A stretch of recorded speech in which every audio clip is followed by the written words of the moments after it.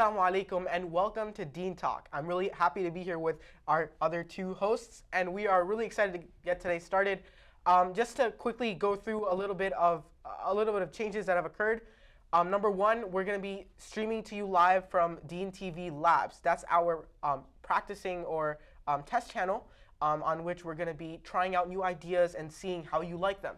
And talking about that, we are also trying to get your feedback and questions on this, so please use the hashtag DeenTalk because that's going to help us figure out what we need to do better, and also, get questions from you guys so we can really attempt to understand and really delve deep into these topics. On the topic of topics, so on the topic of topics, we're going to be selecting 2 topics instead of 4, which means that we're going to have more time, 10 minutes exactly, to talk about each topic. There's a lot of T's in there. That means that we're going to be able to delve deeper into each of these topics. So again, use the hashtag DeenTalk, and we'll hear back from you as soon as you hear this message from our sponsors. We'll be right back. Jazakallah khair. Thank you for tuning in.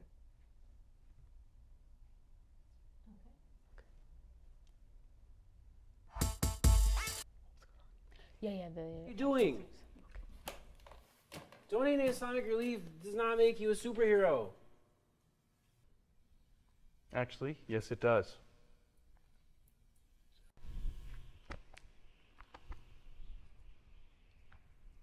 No, stop, man. What are you doing? Donating Islamic relief does not make you a superhero. Actually, yes it does. Okay, yeah, I guess it does.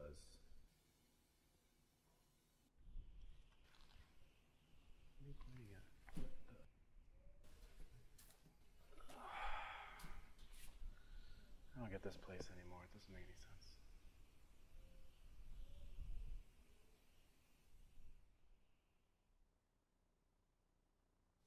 Oh, good little guy. What are you doing? Did you know when you donate to Islamic Relief USA, we hand deliver a cat to your door? No, we don't do that. Yes. Oh, good little guy. What are you doing? Did you know when you donate to Islamic Relief USA, we hand deliver a cat to your door? No, we don't do that. Yes. Yes, we do. No, pretty sure that's not in the budget. Well, when you donate to IRUSA, it gives you a warm and fuzzy feeling helping somebody in need, like a widow in Ethiopia or an orphan in Afghanistan. And that's like having a kitty. Okay, I guess that's true. Aw, now kiss.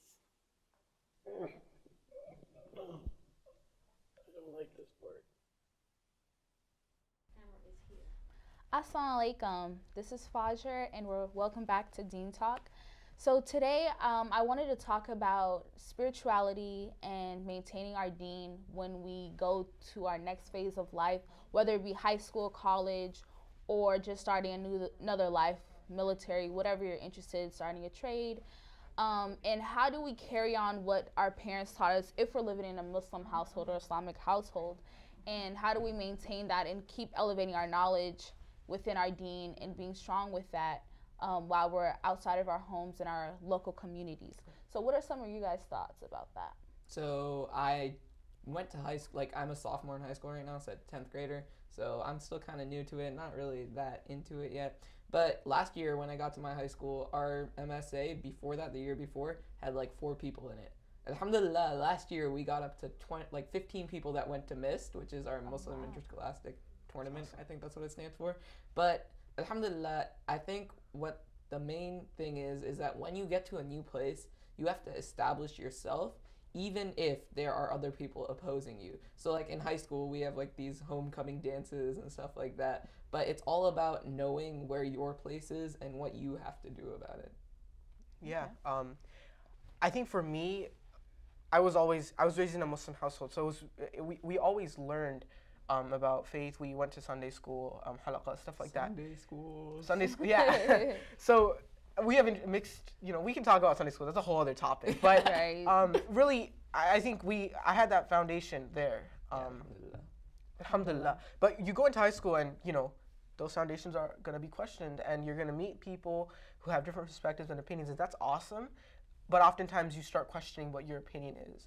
And I think that for me, really the like clicking moment happened in high school because, I went to high school and I was, moderate Muslim, went to MSA, came back, whatever. But we had this world religions class in 10th grade, and that changed everything because I never really had faith in the classroom, right? But this kind of had like an aspect of, you talked about religion and all these concepts, and even though it was still approaching it from like a standpoint from school, so you can't really go that deep into it, but it was really awesome because it really opened my mind to the possibilities, and it made me appreciate religion as a totality or a concept. And so that I think for Muslims, I think what they need really is to have a place where they can express their faith and their beliefs that they're so strongly taught at home, and be able to express that and show people that, this makes sense.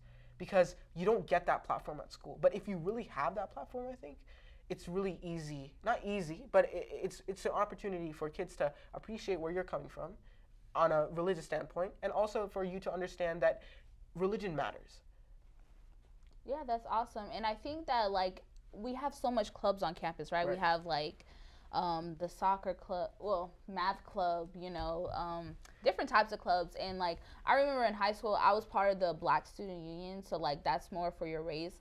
But like there wasn't no MSA, and I think we were trying to start developing that within our school, which would have been really important. So basically, like if I saw another hijabi, it was like only 1 or 2 at my public school, and like we'll be like assalamu alaikum and like try to get together. So like that's to the extent of it, and like talk about it at home. But we really never had a space in high school. But at the same time, you could create it. Like I know public high schools that have great MSAs and things like that. So if it's not established, maybe we can really establish it ourselves. Backtracking from high school, you're probably in a lot of events. When you go to college, it's kind of like a different experience. So how has that been? So I know you said you were in high school, like that situation, but college, do you feel it's different or it's the same dynamics? Okay, I'm gonna be completely honest. I'm like one of those kids that goes to school and then just like comes back. Like I'm not really engaged, which is not the best thing. But even then, I think that having friendships with people that you can connect with, and being able to actually have like talk about this stuff, like talk about religion, talk about what happens at home, talk about stuff that you feel you don't get to talk about all the time. Because if you really have that type of discussion at school with youth around you, at first it's going to be like, what is this kid talking about? Like, we don't really care. We want to talk about Android versus Apple, but which we are going to. What are you gonna do? But we talk about Apple and Android, but we also need to talk about what about faith? What about mercy? What about all these concepts that as youth we need to deal with these concepts? Because at the end of the day, you're out of college in like 4 years, and then bam, you're in the real world, and you need to deal with these things on a daily basis. True. So for me, it's really weird because I went to an Islamic school most of my life, and then I went to high school. And for me, it was just like, okay, so I need to find a place to pray, because over there in my Islamic school, we prayed Dhuhr, Asr together, and we like all came into the musalla and we prayed. But when I went to high school, I went to 1 year of middle school, and over there you don't have MSAs because you're not allowed to have MSAs. So I had to go to the auditorium in one corner with my tiny janamaz and pray in the corner. And they're like, I asked some kids to come, but not everyone has that experience, that alhamdulillah, that foundation that we alhamdulillah are blessed to have. Right. So I think like MSA, like this year in our school, we are trying to bring people to the MSA. So we're trying to do like potlucks and different things in order to like introduce people to the faith that they have, but make it stronger. So it's also kind of leading as an example and being that one person that everybody asks you about Islam. Okay, so what is MSA for those that don't know what MSA is? If you are going to Islamic school or you just never heard about an MSA, being a public school, so tell us more, what is an MSA? So MSA is a Muslim Student Association, and I feel it's a really good platform for people to just talk about problems that they have in school, because recently, especially due to like different terrorism attacks and stuff that are happening, like being a Muslim is not the easiest thing anymore, but it's about having your faith. And I feel like MSA is a place where like we just hang out as Muslim friends when anything bad, because we all have the same faith. Right. Yeah, and I think the company you keep is key, and I think that's why MSA is so important in not a non-Islamic environment, but like if a lot of people are Muslim, like MSA gives you that structure to have friends and be with people that Right. believe in the same things you do, so you don't have to feel awkward or left Yeah, out exactly. and not Yeah. doing things that the regular people do. I know that, like, for me, I was able to join the MSA early on, but it was a small MSA and it was a new MSA. And so, Same here, yeah. right? We're like a new school. It's like so- same. I think it's the same thing. It's like cycle, right? The half-life of an MSA is really short. But one of the things that we did was, especially in this area, we had an MSA council, and in that MSA council, we were able to come together with other leaders from MSAs who had larger MSAs and smaller MSAs, and have a discussion on, what does MSA really mean? Because I think that even MSAs deal with the issue of, how do we deal with all these challenges and all these problems? But I think coming together, not only from each school, but also like together in a collectivity where we're all talking to one another, is way more powerful than just, in our own schools, because we're all going through, similar problems. And so that's where I think that's what MSA really is. It's a meeting ground of people who are able to share their view on a perspective that is religiously intertwined, and not even, sometimes it's not.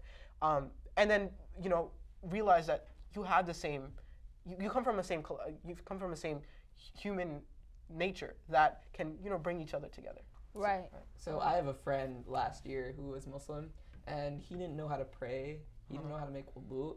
But we made him come to one MSA meeting, and alhamdulillah, like, he learned everything. And it was, for me personally, it was an experience. MashaAllah. And he went to mist, and like, it was the learning experience. Like, his parents didn't really like practice as much, maybe. I don't know how his home life is, but we taught him, and alhamdulillah, it felt really good. Right. And like, it's Yeah. about bringing people back.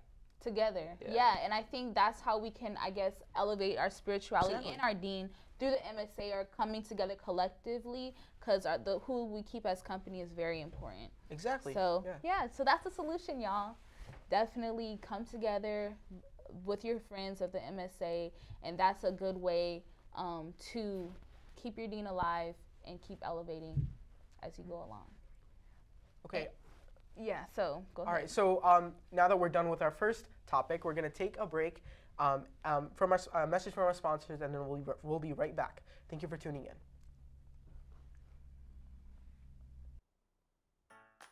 You're a potential homeowner, and you need to understand how home financing works and what types of risks are involved in the process. Guidance Residential's Declining Balance Co-Ownership Program is rooted in the traditional Islamic belief that money has no intrinsic value and thus can't be sold at a profit. The program is a non-lending method to facilitating home ownership. Through Guidance's co-ownership agreement, you purchased a home of your choice by entering into a diminishing partnership wherein your obligation is simple.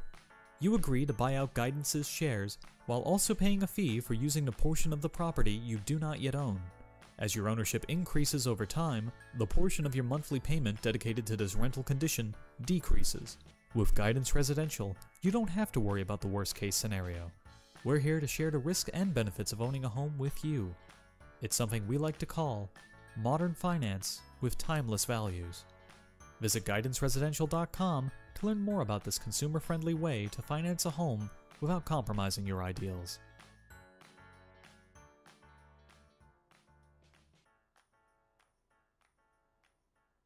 And we're back. Assalamu alaikum, my name is Hamza Ahmed, and today we're going to be talking about a very interesting topic. A debate that has been going on since 2007. Apple versus Android. So personally, I'm a big Android fan, an Android nerd, you could say. I'm like one of those coding freaks that just like loves tech. And I am very against Apple in my point of view. I don't really like their ecosystem, but that's what we're here for today, to debate. Because I know these people are like, Apple fans. Yes, That hurts me inside. we're totally Team Apple. Dang. Labels. So let's see, why do you guys actually like Apple? Okay, look. Okay, I'm going to be really upfront about this. I had two Android phones before I had my Apple phone. And I didn't actually want an Apple phone. It was a gift. And I had to kind of accept it. But in the process of doing so, I really started appreciating Apple.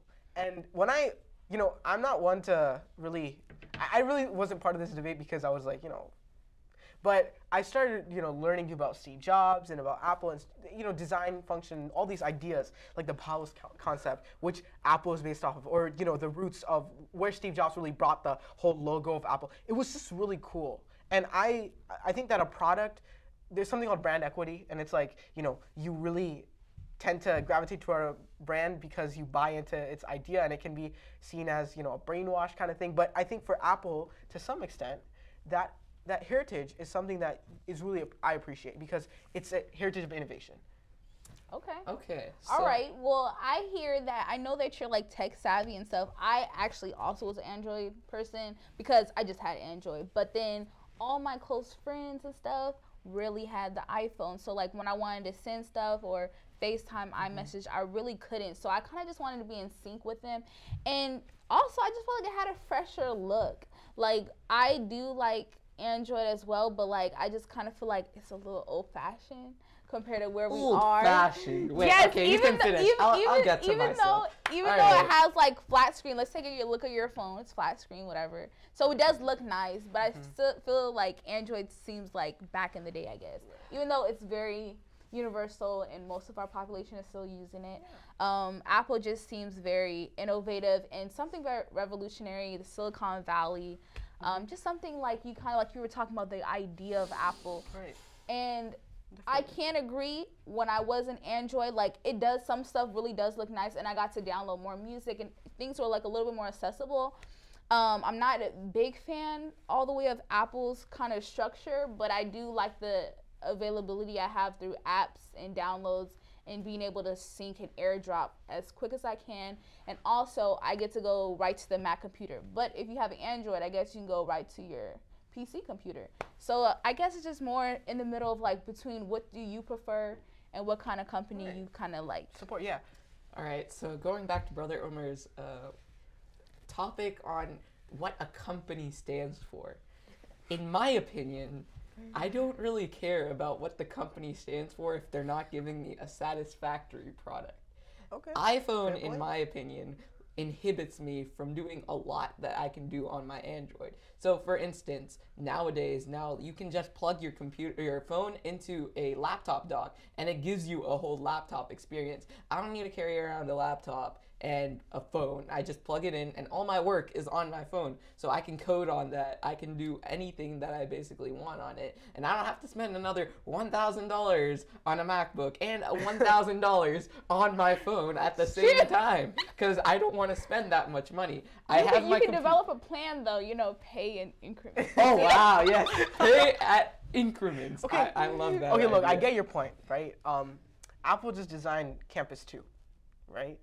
Okay, Campus 2, if you guys haven't seen this building, look it up. It's awesome. They're not using air conditioning as much because they have this concept where wind literally goes into the building and it feels like an actual, outdoorsy kind of environment within the building. But and how to include does that help you as the consumer? A bunch of parking space has been removed because of the amount of trees that are built around the area. I want to support a company that supports sustainability. I want to support a company that supports the idea of bringing architecture to the next level. And this Apple isn't just about this phone. It's about a whole, Apple's really just a movement, an idea that we can create more efficient, environmentally sustainable, and well-designed products that can really bring to the user a device that creates a sense of, this isn't, I'm sure your Samsung phone has a lot of fancy features in it and gimmicks, but this might not have all those. But this phone, I feel like, has something else. It has a mark of, a sensibility that Apple has, that heritage. I feel like Apple has when I see Apple, I see excellence. I see perfection. I see connection with the world. I'm able to talk to my brother in Sweden just by clicking FaceTime. And when I used to live in Malaysia, Southeast Asia, for 7.5 years, I remember when this was even created and stuff, we had to go to the store, get the little punch thing, you gotta type in long distance number, and you only had a couple of times to talk to them. Now you're a universal, you can talk to them as long as you want, just by clicking FaceTime. And you talk about I will admit that the syncrasy between all Apple products is something that you cannot get anywhere else. But what I hear is that than spending time on making a better phone and products for you, because they can't even put touchscreen in their laptops, which has been on laptops for how long now? They have to put a gimmicky touch bar, which half the people don't even use because it costs an extra $500. Look, I get that, but you know, it's an opinion. You know, Apple has its design opinions, and you have your point. It's a good point. You know, why doesn't Apple has good touchscreen technology? Most other devices are touchscreen. Why don't they just make their Mac a touchscreen device? Why Good don't point. they? Because they're spending money on their building. But look. I think what matters most is that the companies that we support, you know, what we believe in. And by supporting Samsung, which is, okay, first of all, by the way, you know, Apple started this whole revolution, I must say. And you brought up the PC, Apple really made the PC something popular. And the fact that I can talk to you right now is because YouTube, which is a Google thing. Okay, no, but Facebook. But, you know, we're talking to you because there's a bunch of PCs, and we have phones, and we have an ability to have wireless connection because of the demand of those phones. So ultimately, this was initiated. The archetype of this phone, it comes from Apple. But I don't know who, once someone creates something, let them create it. So do you want to just ride on a wheel, or would you rather ride in a car? Because someone used that technology in order to invent something better. So do you want to stay with the originals, or do you want to slowly increase and get something better? Or are you still going to use a payphone because that's the original technically? Okay, yeah, that's a good point. I hear you. But like, okay, so that's some good valid points. So I really feel like what you prefer. So like how you're like all into coding, it benefits you in that way. Definitely. The iPhone benefits me in my way because I'm able to connect with my friends, and you know, also DeenTV, Deen Talk is on Apple TV, right? So And Roku. And that's a piece. Roku Is that what's that? Well, it's technically its own Linux software, but okay. So yeah, so we're kind of going through all platforms. I mean, definitely. But the thing is, you know, Apple has some good perks. Like, for example, we use Apple devices to edit. Why? Because, you know, Final Cut Pro, for example, but also because iMovie, stuff like that. It's easier. The thing is, like, I'm able to use my phone in the way that I need to use it, and I can get away with that. And you know, I get it. You have your needs, and you know, you're a pretty smart guy, and you have your tech inclinations, and I think I appreciate that, and I appreciate that you have an iPhone, Samsung.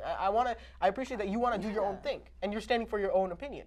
And I think that's what it comes down to, right? Comes down to what works for you. What works for you. So I'm just gonna end this off saying that Apple buys screens from Samsung, because I have Okay. to add that in Yeah. there. That's a good point. Yeah, But I mean, just have to at add least that in there. Apple phones don't really blow up, you know.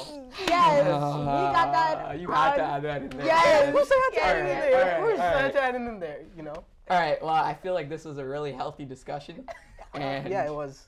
I think I won. I don't know about you guys. I feel you guys think you won, but again, Okay, Apple we don't versus have Android. to talk about Apple because you already know the whole world loves Apple. So Yeah.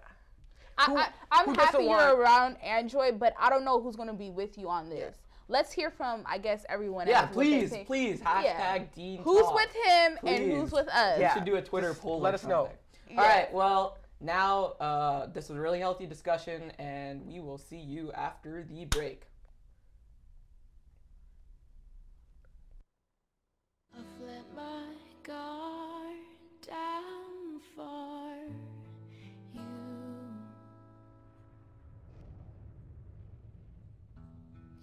and in time you will too.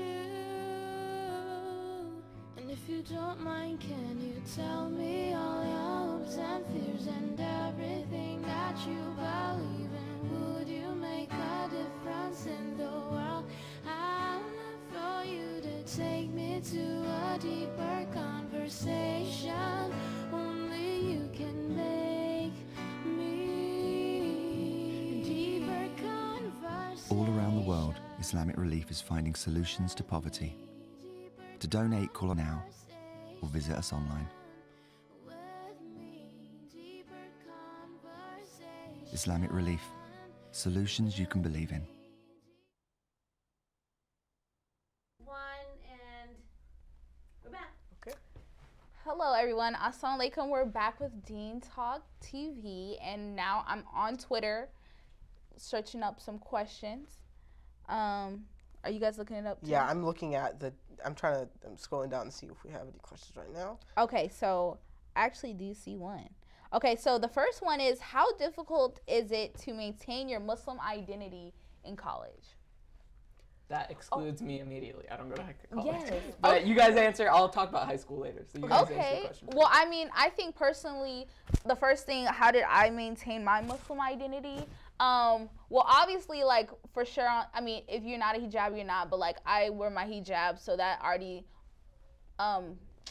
every day it's a reminder that I'm Muslim and things like that, and I embrace that. The first thing that I really did was I went straight to the MSA because I knew it helped out my parents, and they were very revolutionary with the MSA on campus, very vital and prominent on campus, and were leaders in like all aspects of everything they did, whether it be school, politics, everything. They were just very vocal because Islam is about justice and being the best that you can be. So I just always wanted to follow into that legacy. When I did get into campus, that it wasn't as strong, but I knew that MSA, the potential of what it could be. So I kind of wanted to bring my Muslim identity into that belief and structure. So what about you? What do you think that you can do? You know, when I came to college again, I think that what really matters really is as a Muslim, you know, as a boy, for example, I don't have to wear hijab. But at the same time, to some extent, it's harder. It's seriously, I think it is harder for sisters. You could wear a kufi, or a thobe. I've seen people wear thobes. It's pretty cool. But for me, really, what it was maintaining a certain character, and you know, it's really hard to maintain a character because you know I'm still a youth, and sometimes I get mad and frustrated, and you know, sometimes I get mad at my professors because they, you know, I feel like they didn't do something right. Don't grade something right. They don't grade justly. Forget to grade like your test and don't give it back to you. Stuff like that. You know, it's kind of frustrating, but. Or like don't give you the proper rubric for your essay. It just goes on and on and on. But sounds really, like there's a backstory to that. You know, I'll let you know. But really, what it comes down to is your character and the way that you act at school. If you present yourself with a sense of dignity, people want to know where that dignity comes from, and it's something that people repeat all the time. But really, it matters. So I think that's what it comes down to, character. So in high school, it's like. Like you said, 10th grade religions class, right? World history for me. So we talked about Islam, we talked about all these different things. And when my teacher's really interesting. He tried writing stuff in Arabic to like teach about Islam. So I speak some Arabic, like I can write. So like he wrote everything disconnected. And I was like, this isn't correct. Like it said grammar police. Yes. So I told him, and he was like, "How do you know this?" And I'm like, "Because I speak some Arabic." He's like, "Okay, so we're gonna do the Islam unit. So do you want to like talk about it maybe?" So I gave some talks, and it was really fun and interesting. But I think it's about like showing that you're not afraid to be Muslim. You are Muslim. There's nothing wrong with that, and you have to show people that you are Muslim. Yep. Yeah, and are proud of it. So the next question we have is there anything you've learned about? Anything you learned in school that made you question your faith? I think a real prominent one that you can even go through high school, like biology, the essence of how we came to be. I mean, that's a clash every time. It's just like, really? And these professors and teachers be like, this is the way. And you're just like, no, actually, we are not like, you know, depending on your opinion. Interpretation. Interpretation was. I love physics. Like I'm a physics nerd. So we like in school, like I'm taking physics, and we were learning about how like the Big Bang Theory, right? So recently they said, oh, it's not the Big Bang anymore. It's called the Big Bounce because there was something else. There had to be an outside force that created. So I go to this other class on Sundays, and my teacher, he really likes science too, the sheikh, and he was like, oh, so did you guys hear about this Big Bounce theory? And he just explained it in such a way that intertwined it with Islam, because now they say there has to be an outside force and how Allah is like controlling everything. So personally, there's always an answer in the Quran if you go back. So like even this biology, Allah says that he took the time to create us. So it like you just have to connect everything. Right. If you take the time, you can get to that answer. Definitely. Right. Yeah, I think like the first day of logic, when I was taking, our professor brought up the whole idea of existence of God, and there's no existence. And that, you know, it's really frustrating when it comes from, like, when you go to school, for example, the teacher says something, they say something. So it's like, it's different, kind of different with professors, I guess. But I was just like, you know, how can you just blatantly say that? And it's frustrating, but what I did was I went back and I researched, and I was like, you know, what do Muslim scholars say about this? What do different leaders say about this? And I came to a conclusion about, you know, the idea of reason, the idea of logic. That gave me not only a deeper understanding of what Islam and, you know, faith's perspective on that is, but also an understanding of logic itself. Because when you present logic as this like one form, it's not necessarily true, because there's systems of reason. So there's like different ways that you can think about logic. And so I was like, well, there is space for me to think in a certain way. Are there any other questions? There is one more, but thank you Okay. so much for tuning in for DeenTV, and we'll see you next time. Jazakallah khair. Assalamu alaikum. Assalamu alaikum.